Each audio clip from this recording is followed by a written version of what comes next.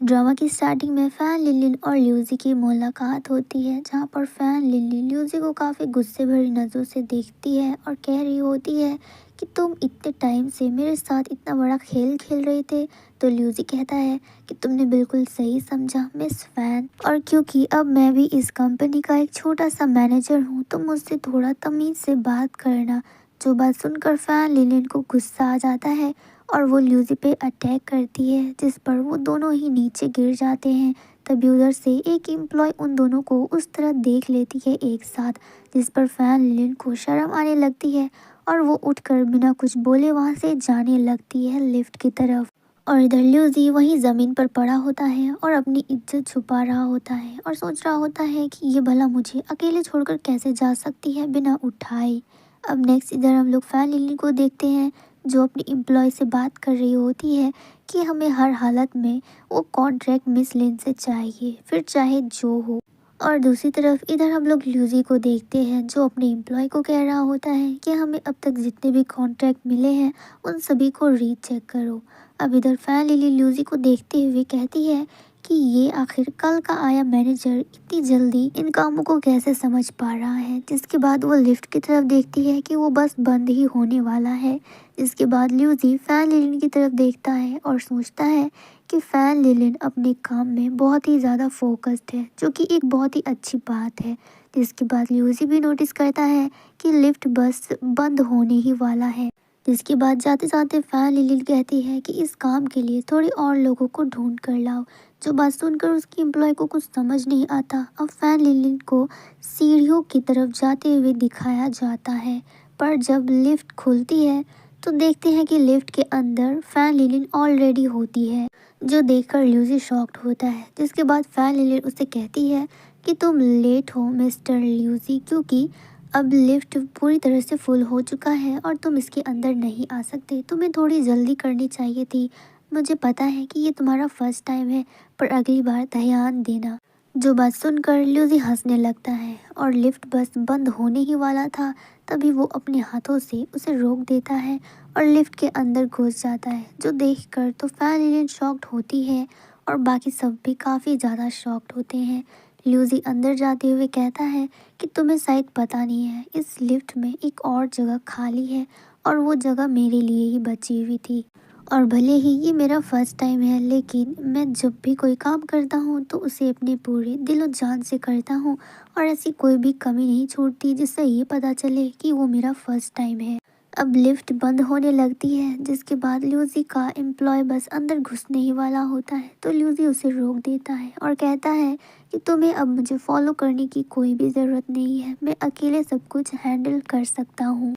अब next scene पे देखते हैं, जहाँ पर फैन लिली ल्यूजी के बारे में बता रही होती है कि फर्स्ट एपिसोड में तुम मेरे शेफ बन के आए ताकि किसी को तुम पर शक ना हो। दूसरे एपिसोड में तुम मिस लिन के हेल्प वर्कर बन के आए ताकि उस पर भी किसी को तुम पर शक ना हो। और तीसरे एपिसोड में तुम इस कंपनी के मैनेजर बनकर आए।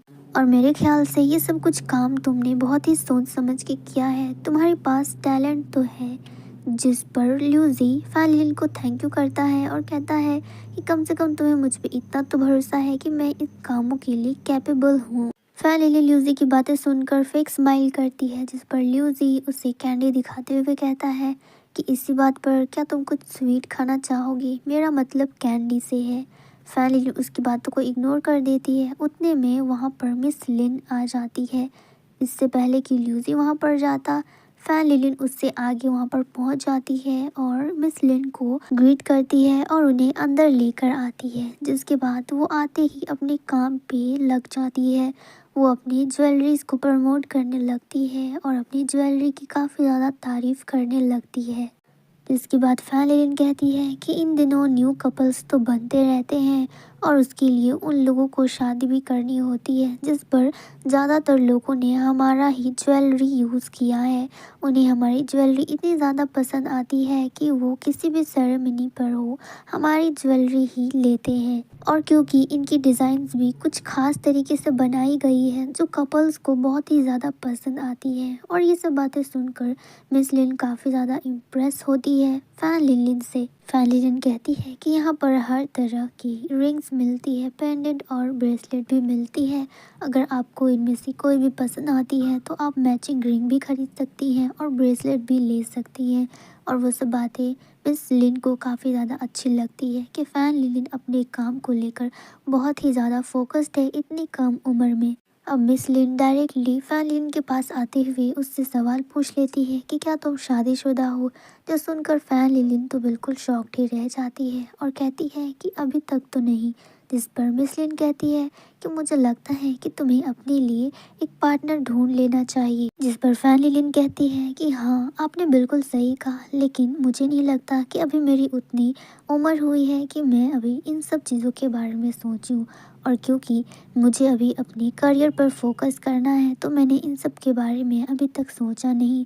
इस पर मिस लिन काफ़ी ज़्यादा इम्प्रेस होती है और कहती है कि जब मैं तुम्हारी उम्र की थी तब मेरा फोकस भी सिर्फ मेरे काम पर था, लेकिन काम के दौरान ही मुझे इसके डैडी से प्यार हो गया और हम लोगों ने मिलकर शादी कर ली। और मुझे भी लगता है कि तुम्हें अपना टाइम बिल्कुल भी वेस्ट नहीं करना चाहिए और एक किसी ब्लाइंड डेट में जाना चाहिए। जिस पर फैन लिली कहती है कि मुझे नहीं लगता कि इतनी जल्दी मुझे ब्लाइंड डेट के बारे में सोचनी चाहिए।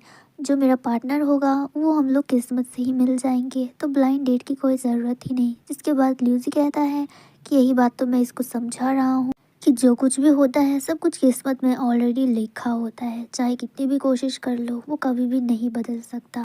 और उतने में वहाँ पर फैन लिलिन की मैनेजर आती है और वो फैन लिलिन के कानों पर कहती है कि जो ज्वेलरीज अभी आने वाली थी वो रोड ब्लॉक्स होने की वजह से पहुंच नहीं पाई है, इसलिए ज्वेलरी आने में अभी लेट हो सकता है।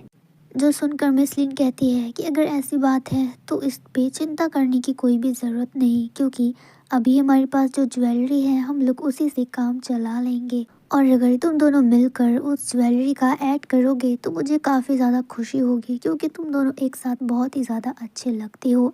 जो बात सुनकर तो फैन लिलिन और ल्यूसी एक दूसरे की शक्ल ही देखने लगते हैं। इसके बाद नेक्स्ट सीन पर देखते हैं जहाँ पर फैन लिलिन बिल्कुल रेडी हो चुकी होती है ज्वेलरी को प्रमोट करने के लिए, और वो काफ़ी ज़्यादा प्यारी लग रही थी। इधर दूसरी तरफ हम लोग ल्यूसी को देखते हैं जिसकी नज़र सिर्फ फैन लिलिन पर होती है और वो भी देखकर काफ़ी ज़्यादा शॉक्ड होता है, क्योंकि फैन लिलिन सच में बहुत ही ज़्यादा प्यारी लग रही थी।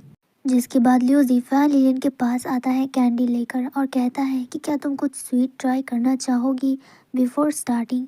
तो फैन लिलिन सच में इस बार ल्यूसी का कैंडी ले लेती है और उसे टेस्ट करती है। कैंडी टेस्ट करने के बाद फैन लिलिन भी थोड़ी सी कॉन्फिडेंट हो जाती है। जिसके बाद कैमरामैन उन दोनों को कुछ एक साथ पोजेस देने के लिए कहता है, जिस पर वो दोनों ही काफ़ी अच्छे से परफॉर्म करते हैं। फ़ोटोशूट करते करते ल्यूसी फैन लिलिन से पूछता है कि अगर तुम एक बिजनेस वूमन नहीं होती और आज तुम्हें ये सब फ़ोटोशूट करने को मिलता तो क्या तुम इतने अच्छे से परफॉर्म कर पाती। जिस पर फैन लिलिन बहुत ही ईजिली बताती है कि नहीं, शायद मैं ऐसा नहीं कर पाती, मैं इतना कॉन्फिडेंट फील नहीं कर पाती, और मैं कुछ भी करती तो मुझे ऐसा नहीं लगता कि वो सब कुछ मैं अपने लिए कर रही हूँ। लेकिन आज मैं जो हूँ और जहाँ भी हूँ मुझे लगता है कि सब कुछ मैंने सिर्फ अपनी मेहनत से ये सब कुछ किया है। और इस टाइम मैं बहुत ज़्यादा कॉन्फिडेंट फील कर रही हूँ, क्योंकि फ़ोटो शूट करते टाइम मैंने एक बार भी नहीं सोचा कि मुझे ये करना चाहिए या नहीं। मुझे सिर्फ इतना पता था कि मुझे मेरी कंपनी के लिए ये करना पड़ेगा। जिसके बाद ल्यूसी फैन लिलिन की तरफ देखता है और अपने मन में फैन लिलिन की तारीफ करता है और कहता है कि तुम जो भी कर रही हो बहुत अच्छा कर रही हो और ऐसे ही करते रहना। जिसके बाद वो दोनों ही काफ़ी अच्छे से पोज देने लगते हैं और इस मोमेंट पे हमारा ये एपिसोड भी ख़त्म हो जाता है।